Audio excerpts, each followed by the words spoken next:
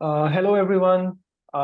Welcome to our panel on AI in education and new learning paths. I'm super excited to, talk to my colleagues and, learn what's happening in AI and education sector. And then maybe we can, start off with our introductions and, get to know each other. And then later on, we can dive into the questions. So over to you guys.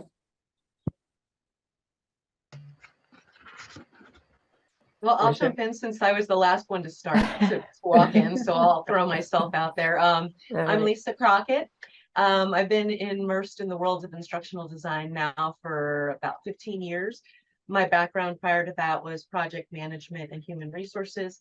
My expertise, if I call it that, I don't know that I'd call it that, but it really centers around leveraging like the AI technologies that are really popular right now to do content creation, research, really a lot of preparation work for the work that I do with my SMEs, and having a lot of fun with it actually too, with lots of stuff I'm sure we'll be talking about, but I'm enjoying playing around with it a little more in my personal side right now and thinking about how to bring it to my instructional design work. Nice. All right, I'll go. Yeah, I'll go. I was going to say maybe alphabetically, I'll go after Lisa. So hello, everybody. I am Rochelle Dene Poth. I'm a lot of different things in education. I've been in education since the last century, which is what I like to say. It's kind of funny. My students get a kick out of it when I say like the 1900s, like it's so far ago. But I do a lot of things. I teach full time. I teach Spanish. I teach a course in emerging technology. It's STEAM. So we cover, I love all things technology, even as a kid. And so it's super exciting for me because a bulk of what we do is in, emerging technologies like artificial intelligence and augmented virtual reality and coding. And I have also taught French in the past. I also do consulting full time and some training, with teachers and educators as much as I can, or at conferences. And I'm an attorney and an author. So I really like to learn and share learning. And I do manage to have some spare time. But AI has been something that I've spent probably the last 5.5 years really trying to learn about. And I would not call myself an expert. I mean, I have learned a lot and there's still so much more to learn. But I just dove in because I saw a need for it to be in our classrooms. And, it's incredible to see the changes over the last 5.5 years, when just with my students, and then at conferences with educators, like first, nobody really knew a lot about it. And then there's a lot of curiosity. And then come December, ChatGPT, and it's like all everybody's talking about. So for all of the time I've been in it, it's just been neat to see the changes, but also have a chance in my classroom and outside of the classroom when I do the consulting work to talk about it. So it's hard to get me to stop talking about it because it's just, there's so much there, but I'm going to stop. So, but I'm thankful to be here with all of you. Thank you so much for you. Thank you so much for coming in. Okay. Hello, everyone. My name is Timi Tayo, and I am from Nigeria. I'm currently a postgraduate student in corporate communications and public affairs.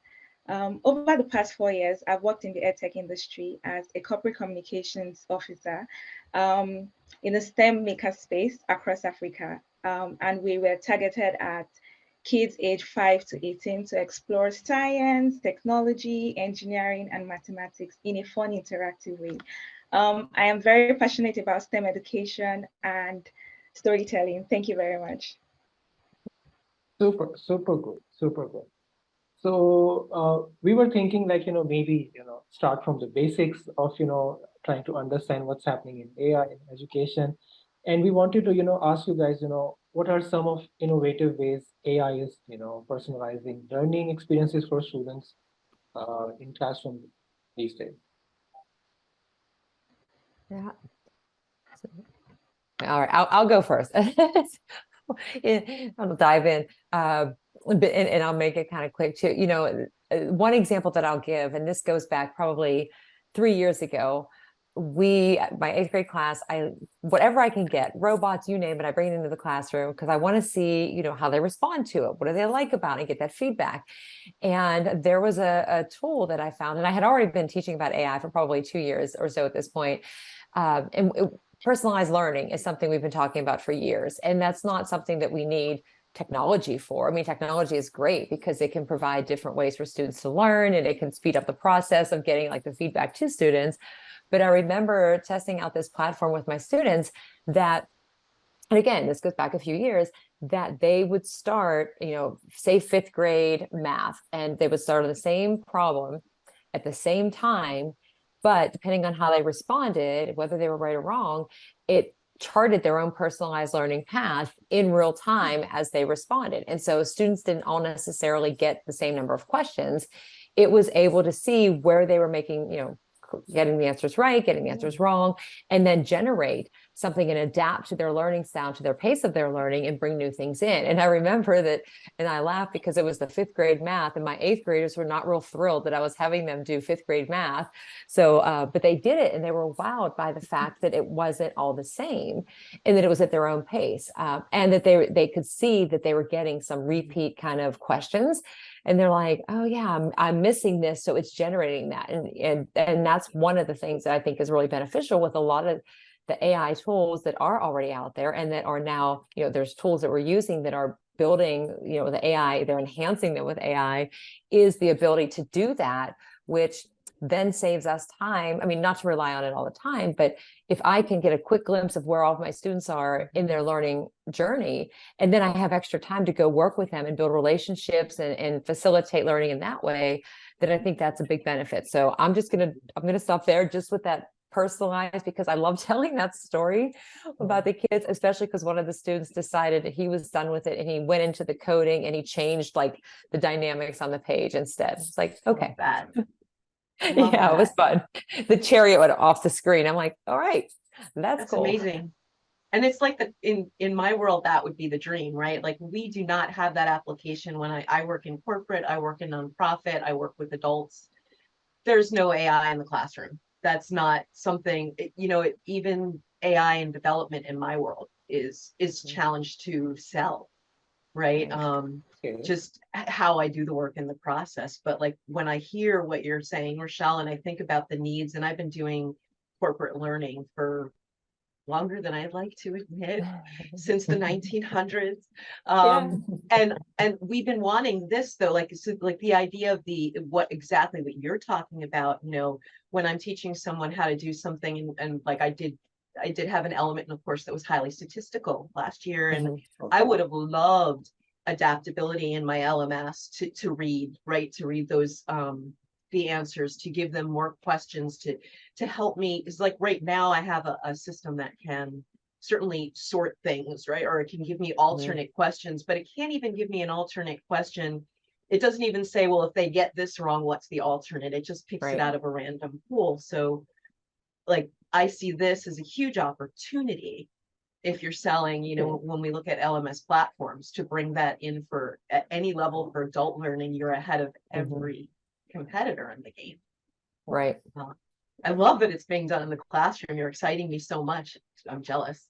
And I think, Rochelle, what you said, about personalized learning, some of the marketeers for these new apps, they wouldn't like it, because you're saying it existed before as well. Technology is just an enabler, and maybe expediting the process. But a lot of these apps, they're trying to sort of communicate that this is the solution. This is right. Tammy, would you want to respond on personalized learning experiences for students and how AI is contributing to that? Yes, definitely. Like what Rachel said, it allows students also learn on their own pace. And I think that this is very important, because students can now get feedback based on personal experience that they've had, which would also make them understand what they are learning better. Instead of them getting the general what's that word? Instead of them getting the general results, they just get like personal results, and contents are being tailored to them directly, which I think makes learning more interesting for students. Definitely. Yeah, definitely. So yeah, this was, I think, really good for students' perspective. But what about teachers and mentors, the facilitators? How AI is enhancing their role as content creators or content deliverers.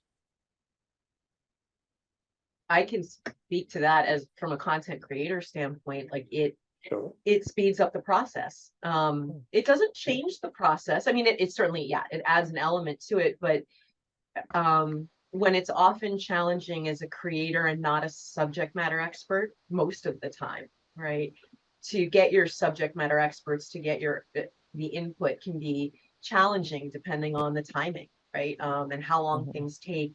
So being able to come to the table with some things, especially after those first initial meetings with your subject matter expert, being able to do your research more quickly. And then having that vetted, because I think that's the biggest challenge, problem, hardest sell for this side of the table is there's no way to say, I got this information from X source. You can certainly, and what I do is backtrack it and back research it, right? When I'm looking at something, but that's not always possible. So that's where the efficacy of the whole thing comes through, like how is this good information? Does that help? I don't know if I answered your question or. It does, and then I would just bounce that off Rochelle's. Rochelle, what's your opinion? Teachers and mentors roles. Yeah, well, it's going to be in essence like similar to my first answer about personalized learning, because it gives you that time back. And what I've said for a while, like years ago, the question is like, am I going to be replaced by artificial intelligence as an educator? There's a website, will robots take my job? Like, it's super fun to type in like the type of job that you think can be replaced, the type that you think can't, and then have a discussion as to why. And of course, certain aspects of our work and anybody's work can be automated and replaced by AI. But I think about the personalized learning aspect of it. So as a teacher, if I have a large class size and I really, it's the end of the week, for example, and I want to get a quick idea, we know that grading papers, doing the assessing of students takes time. And for them to continue learning, we want them to have authentic, meaningful, timely feedback. And so for me as a teacher, being able to create something that is powered by AI that can give me that feedback where I can look at it and I can act on it faster and have that time with students to build relationships. It's a division between like the relational and the logistical clerical that it can do. And, like Lisa said too, there's nothing wrong. Like there's resources out there even before technology existed. Like that's the reality of it. If somebody wanted to copy something or have somebody else do their homework, like you could do it without the tech, like, and you could have gotten away with it in a lot of the cases. And the same thing with content creation. There are websites that have slideshows, examples, templates already available for teachers to use. And if we don't embrace it, like we're in the best position as educators to kind of embrace it and say to students, which I did, I said, hey, you know what? I made a quiz for you and I used ChatGPT to come up with a couple questions. I asked it to like your role is as a Spanish teacher and you're giving a quiz on this. Like I did the whole prompt engineering and I added some fun theme to it. And I mix them in and I asked the kids, like, which ones do you think I made? And they picked them on. They're like, this one's just kind of odd. Like, it's not like a human said this. It was just kind of funny. But, for content creation, like as educators, we try to be very creative. And, there are a lot of things and tasks that we have, a lot of clerical tasks that take up our time. And I think that when it comes to the AI, the technology, on the flip side of it, of course, personalized learning, the way that we can get the insight from how our students are doing from all of that, like the massive amounts of data that are coming in on how students are performing in our class. And then like the content creation piece too, like, oh, I have to teach this topic. Oh, I'm totally out of ideas. Like I can use one of the tools that can generate a slideshow. And now do I have to fact check it? Of course, because not everything that you read on the internet is right. So even though you're taking, I mean, I did ChatGPT, it said I have a PhD. I was like, great, I can quit the doctoral program. Like I'm out, I'm done. So, I mean, there's a lot of possibilities. So. It's like a muse in that way. I love the way you said that, because I've used it as inspiration when I've just been creatively dry and said, I need to write a case study on XYZ. This is who I am, help kind of thing. A better prompt than that, but and it generates a lot of fire. It's like not as hard to look at a blank page. Right. Yeah, definitely. And some of, like our colleagues in academia, they also say that, yes, definitely AI is playing a role, they're fast tracking a few things, but then they say, like it's a combination of, both things, technology and then human intelligence as well. And then they say, it's just, a new medium that one can incorporate into their learning practices. And then what do you think about, like the relationship with students? Rochelle, you just mentioned, having a relationship with students and, that social experience in a human context. What do you think, how AI is assisting in building or enabling that sort of a relationship with the student? Yeah, well, I mean, a couple of things that are kind of interesting, well, one, it's kind of funny that the kids think that we don't know that they know about things like ChatGPT. Like today I said something in school and I said, I need for you to write on your own in Spanish and not use Google Translate or ChatGPT. And their eyes were like, what do you mean? Like, of course, like I know about these tools. But there are some really interesting things and ways that people have been using some of these things like ChatGPT. And I was at a conference at the end of June. It was the ISTE conference in Philadelphia. And the closing keynote speaker, Kevin Roos, who has written a couple of books, he's a New York Times columnist, did the keynote. And I had a chance to sit down and talk with him and ask him questions, which it was awesome to be able to, talk to the person who talks about technology and education. And he wrote a book. His most recent book is titled Future Proof. And it talks about automation. He has some really good points in there that really make you think about things. But one of the things that he brought up with the, like ChatGPT, for example, or just even a chatbot for that matter, is how sometimes it can be a personal tutor or it's somebody to talk to. It helps you to build your speaking skills. And and I remember saying in the interview, I said, people would think that that's strange. I said, but if you remember, if you were around back then, AOL, as in America Online, had chat rooms, and we've connected with people through social media and Twitter, and you've never met them in person, and then you meet them in person, and so it's not all that different. And so students, one of my students, I recently wrote an article reflecting on the year of AI, and they said they use it for a tutor. And Lisa, I'm pretty sure you said statistics, although I've tried to block out I've taken three statistics courses this summer, and the first one was super tough. And I did ask ChatGPT to try and explain it to me as though I was a sixth grader, because I could not grasp the concept. And it's the availability of having a teacher, having somebody to explain something to you, where you can kind of build some confidence. And I mean, it might not get the answer right, it might not give you the best answer, but it might give you just enough that then you're you can work on it, and then you can ask your teacher. And so I see it's almost like a study buddy in a sense, because one of my students had even said the same thing, that they were having troubles with I think an AP, one of their AP courses, and it was late at night and they were studying, and they're like, who do I ask? And they typed into ChatGPT and then even said, can you create 10 questions for me as a practice for a test? And I said, that's a great idea. So awesome. Yeah. And then maybe, I feel AI is also sort of assisting in different learning styles or different, learning paces, because not all individuals have the same pace or, the learning style. So this, if technology can assist in building a personalized learning path, so now, we can be more detail oriented about an individual's learning style or learning pace. What do you think about that, Lisa? Isn't that, I mean, so when I think about that, if I'm understanding how you're describing it, I think of it as just a straight up algorithm. I mean, in a way, we've been talking about this in learning, at least in corporate. So I'm sure it's been in the education sector a lot longer, of, using APIs, right, to pull different, let's say, where do I get my learning from? That was something I remember talking to my leaders about in my last straight corporate job. And it was, well, wouldn't it be wonderful if we could see okay, we have Lisa's a high performer. What does Lisa do that's different from someone who is an average performer, right? In terms of my professional development, and how do we track that?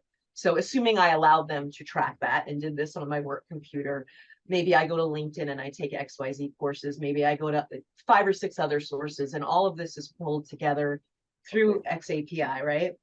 And so I guess what I'm thinking is, isn't that something that actually exists through an API as opposed to, and I mean, I guess an API is AI.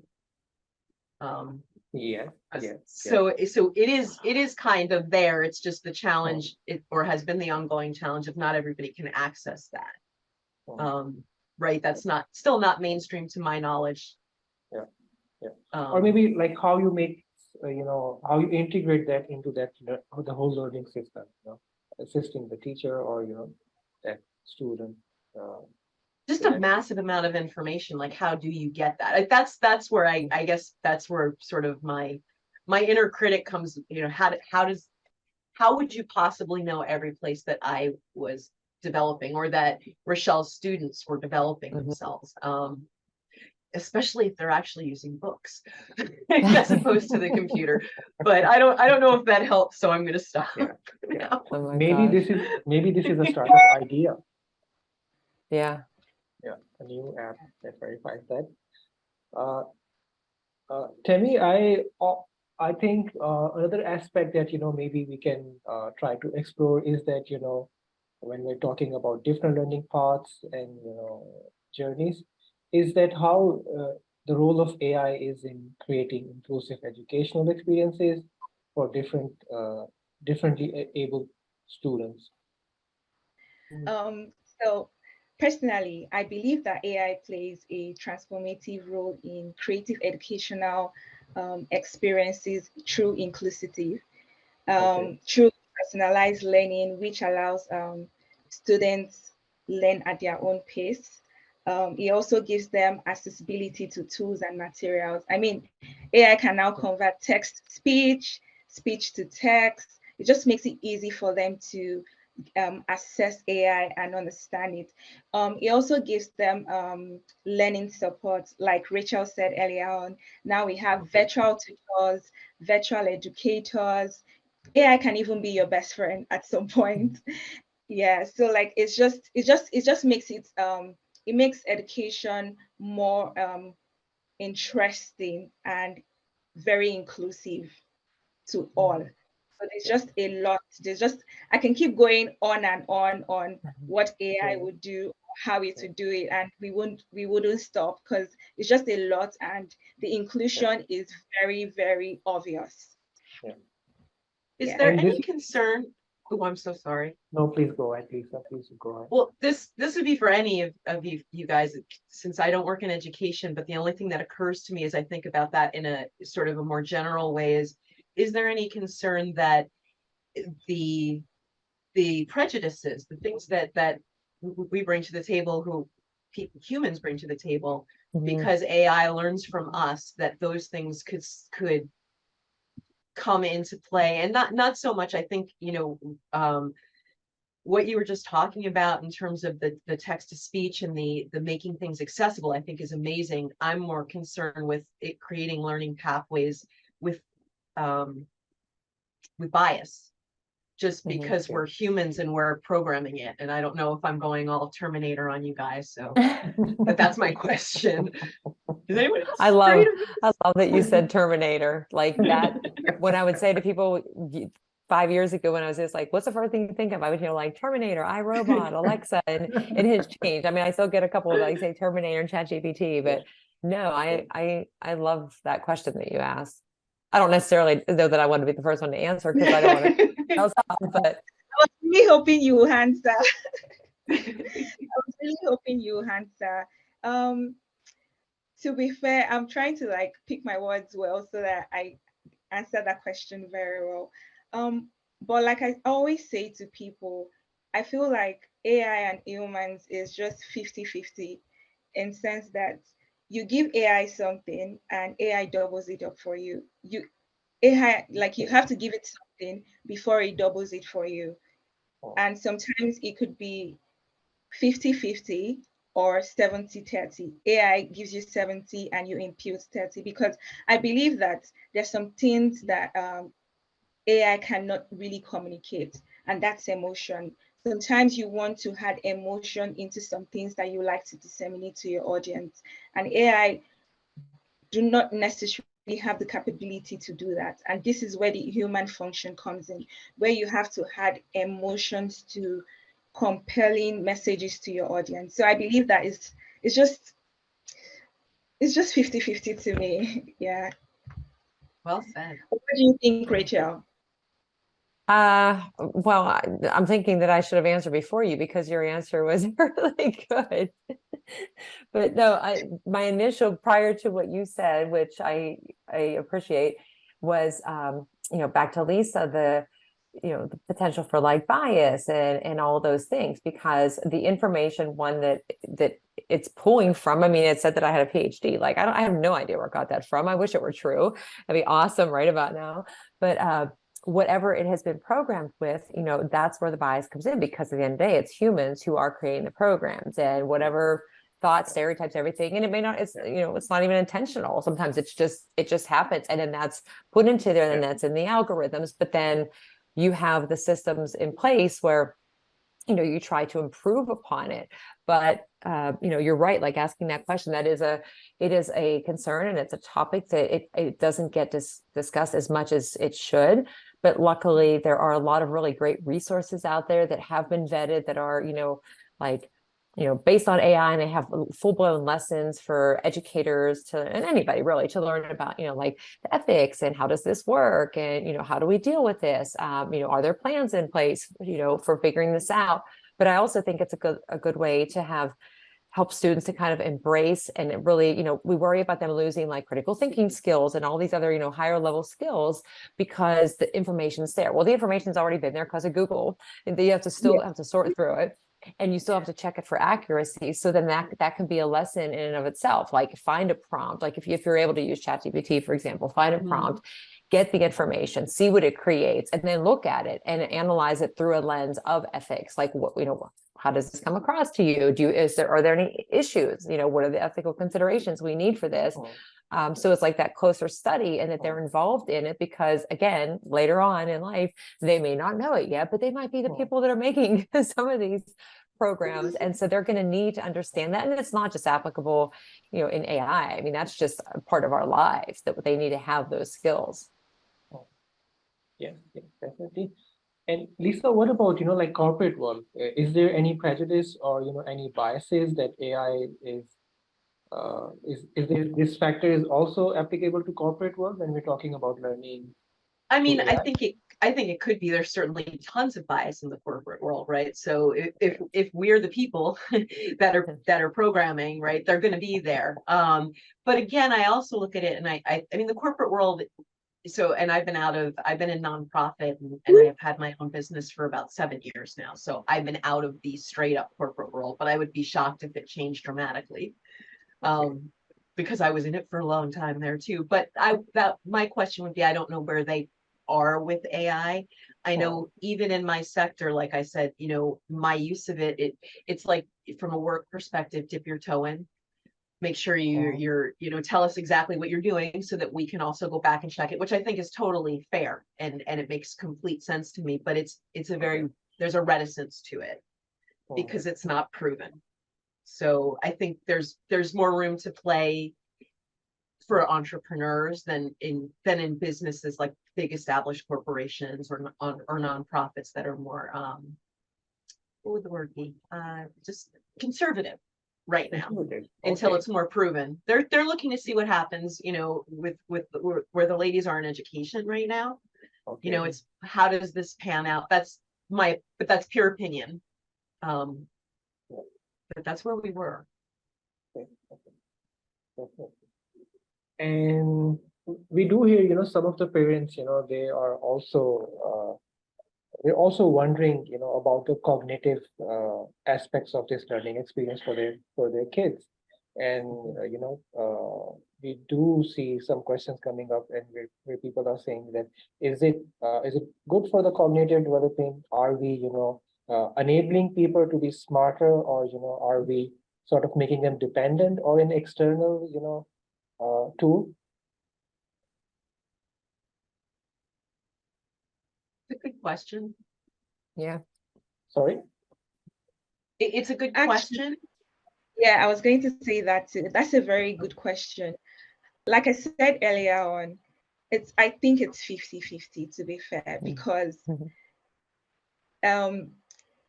you still have to do the work. Yes, Okay. no matter how little it is, you still have to do the work before AI can help you. You can't just open your laptop and just be looking into AI. You have to put in something, and it will give you something too. And even when it gives you something, you still have to double check or make sure you have references to back this up, especially if But you you are using should. it for educational purposes. Because even ChatGPT will tell you, kindly check for references. This is just what I can produce for you from my end. But please check for references. So I don't think that's why I said, like, it's 50-50. Sometimes you have to put in more to get more from ChatGPT, and sometimes you have to put in little and you get more from ChatGPT. So sometimes it could be 70-30, but you still have to do the work regardless. So I feel like it's not a yes and it's not a no. So it just depends on what you want from ChatGPT or what you want from AI. I think it goes back to critical thinking that you said, Rochelle, earlier. The critical thinking comes in differently here, and it's in how do you ask good questions. I say that I'm a good instructional designer because I ask great questions, not because I'm a subject matter expert on the hundreds of things I've done courses on or any of that. And I don't remember half of what I've written, right? Like 5 years ago, ask me what's in that great award-winning course, and I couldn't tell you because I've moved forward. It's not about that. And I think that's if you can learn how to ask good questions, you can be successful in anything, right? Like what you're doing tonight, right? You're asking us questions to learn things. And I think it's the same thing, but now you're doing it and you have a different partner. So for those of us who work freelance consulting, right? Sometimes you need a partner and you don't have one. Right. So it can be helpful there.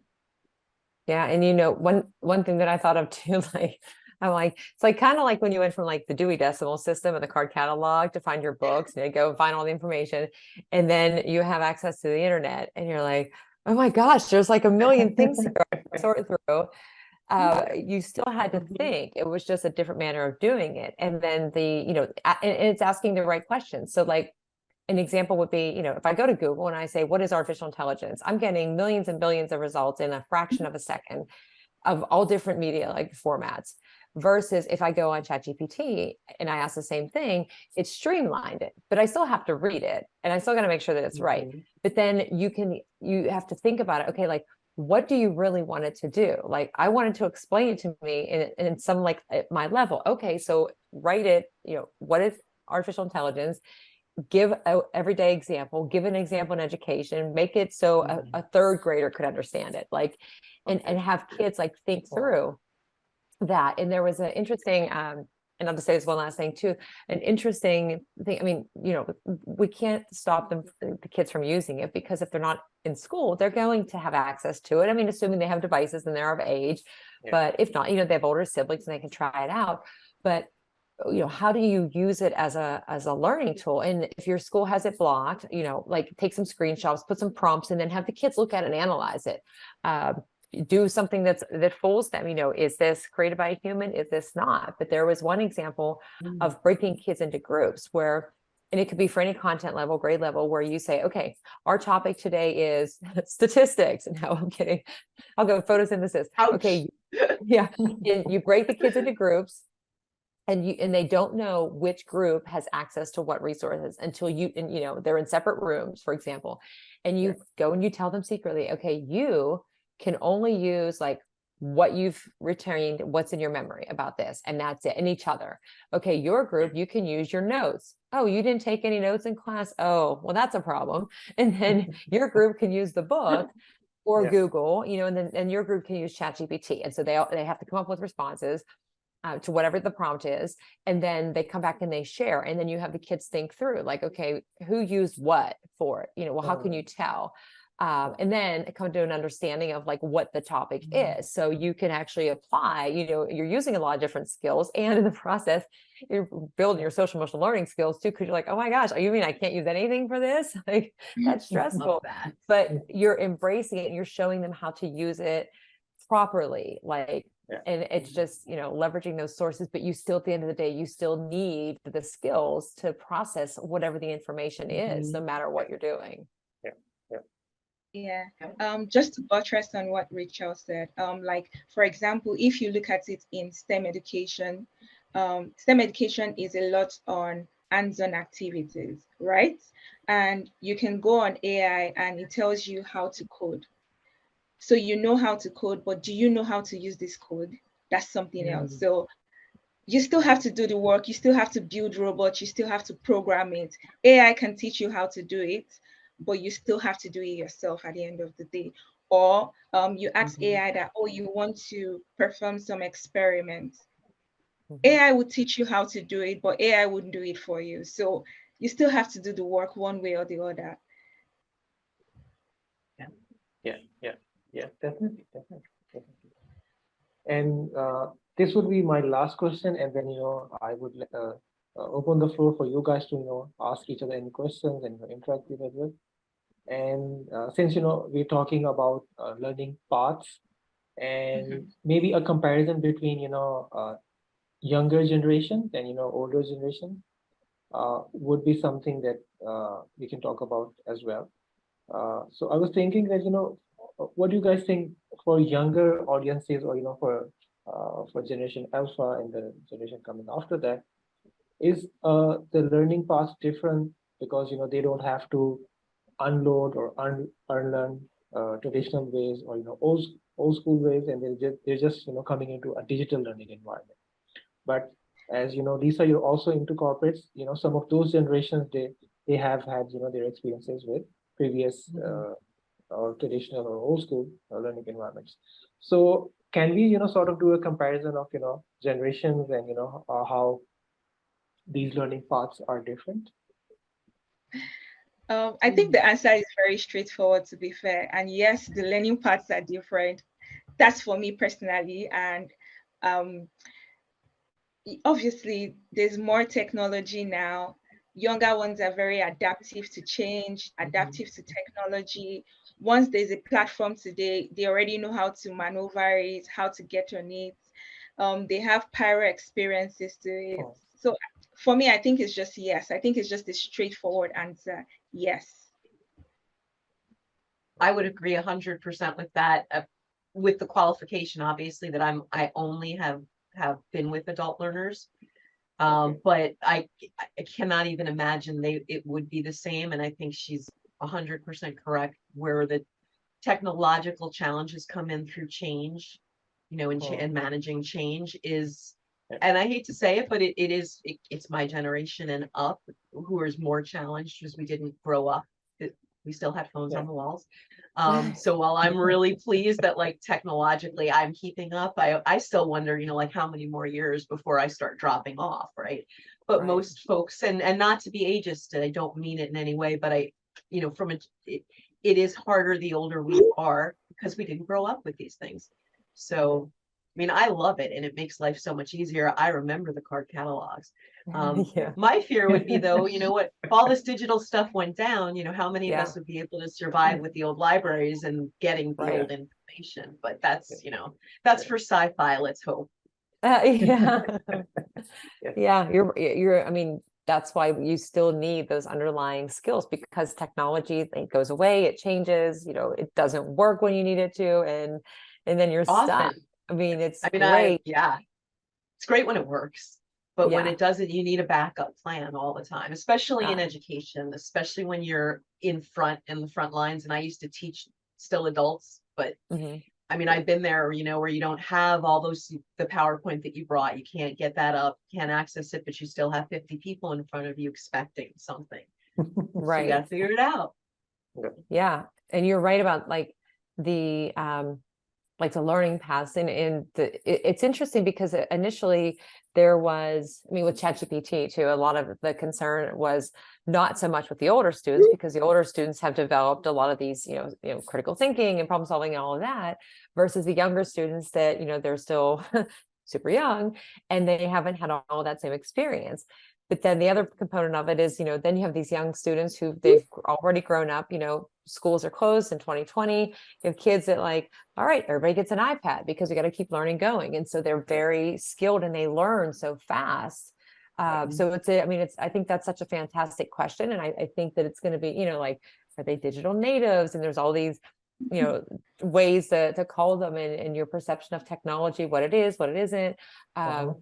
And then also just, the cognitive ability of learners, like the younger versus the older, and the amount of information they're processing. Because, look at screen time, how much should they have and how much, should you get them involved in it? So there's definitely a lot of considerations. But the last thing I'll say about this is, like, people may think, well, I'm just, because I used to say, I'm just a Spanish teacher, because I was doing like the cool AI stuff in my STEAM class. And my students said, well, why aren't we doing that? And I said, I don't know. Like, I never thought about it. But sometimes, you think that you have to teach one of those courses. But the reality is, there's organizations, it's AI for K-12. And it's for a reason, because it's all grade levels and all grade bands, and they have content. And so it's fun to embrace and to dive in with your students and just to see, how the tech has changed already in this past school year and how quickly it's going to change this year, and to take advantage of the things that are out there. But it does make you really think about your teaching methods and what you're using also, which it should. Like, we have to constantly evolve in our practice. And so I can't pull out that folder every year, like, oh, it's August 24th. I got to get that folder out for like, what did I do on this day last year? Oh, wait, it was a Sunday. Now what? Just Definitely. So this is enough from my side. If you guys, want to ask each other any questions, share any thoughts or opinions. So yes, we have 5 to 7 minutes for that. I feel just grossly like under tech compared to you guys and what you're doing. I literally use AI in lots of fun ways, but not as much as I'd like to. So this has been great just to listen and sort of hear what incredible things are happening in EdTech. Oh my gosh. Yeah, and I'm listening to you talk, and I'm thinking about all the cool things that you do. I'm like, I need to do more. And the answer is, like, for both of you too, just like, it's pushing the thinking in different ways, which it's great, because I like to bring that back to my students, and all of them, not just like in my STEAM class because it's about the tech, but to my students in Spanish, because I know the reality is, like, they're not all going to go on to major in Spanish or become teachers, even though we definitely need them. So I try to always think, what else can I provide for them? And again, today talking about ChatGPT and the language capabilities. And I did a lesson for ISTE has these 4 curriculum guides for bringing AI into the classroom. And I did a lesson on the use of translators. And I used to joke to my students many years ago that they could hand me a paper the reverse way and upside down, and I would be able to tell if they use a translator, because their level in Spanish 1, like, if they're writing a level 3, like, I know they use a translator. And so we have the conversation, but I did a lesson where I had some students using the translator and some just writing on their own. And it was interesting to see them thinking, like, well, how's it going to know if I'm talking about like a pen that I write with, or like a pen for animals? Because in my story, I did that intentionally. I said, the farm, it was all about growing up in childhood, living on a farm. And I said, well, the farmer had some animals, so he needed to get a pen. And she's like, how's it going to know? I go, that's an excellent question. Would a human know? And she's like, well, yeah, of course I would know. But yeah, it was kind of fun. Like, and another one I use is a bat. I go, yeah, hey, my birthday's coming up. I want a bat. And what do you think I want? They're like, baseball. I go, no, I want like the animal bat. And they're like, really? And I go, no, but like a human would know And some translators are good. Some translators they've been programmed and they just know what a typical common phrase is. And so it fills it in. Some give them alternatives. ChatGPT is a ton of fun to test out. Like, I mean, you can really lose multiple hours trying out all kinds of different prompts. Like, I wonder if it can do this. Like, oh wait, don't discover Mid-Journey then if you're gonna get lost in chat. That is so fun. I could get lost for days in there. I know. And I have found no use for it whatsoever yet, but it's so fun. There's some great, even ones that generate, like slides, like PowerPoint type presentations, just with all the content and everything. I haven't tried that yet. Yeah, there's a lot. Yeah, so it's kind of nice if you want something new. Yeah. I said, and I like how honest ChatGPT can just be. Like, when you ask the question, you're like, oh, I don't know it, or I'm not sure I have this data. It's just so honest. It doesn't make you like keep looking for it. It just tells you immediately, I don't know this. So it's just really interesting. I like it. It's like the blunt person you wish you could meet. Yeah. Don't know. I don't get it. What? Yeah. I asked it a question and then I had asked it earlier and then I had other ones in between. So then I just basically asked it the same question again. It basically told me, like, you've already asked me this question. Did you really? Did you not get that? Yeah.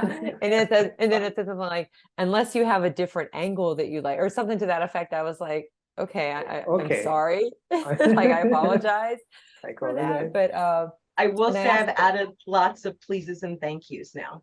It likes that. Yeah. It's fun. And I like doing the role.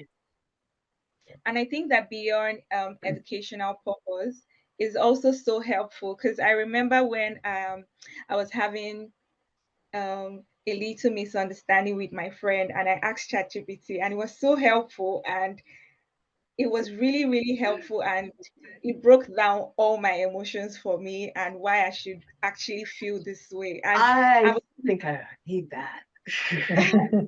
You just inspired me. Who are you?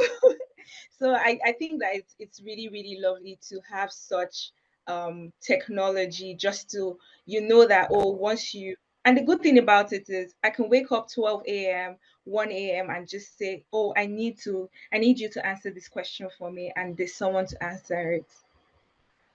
I like that. And I didn't think to do that, but now next time I wake up, because I'm a 3 a.m. wake upper, but like happens, I'm gonna come and play on my ChatGPT. Yeah.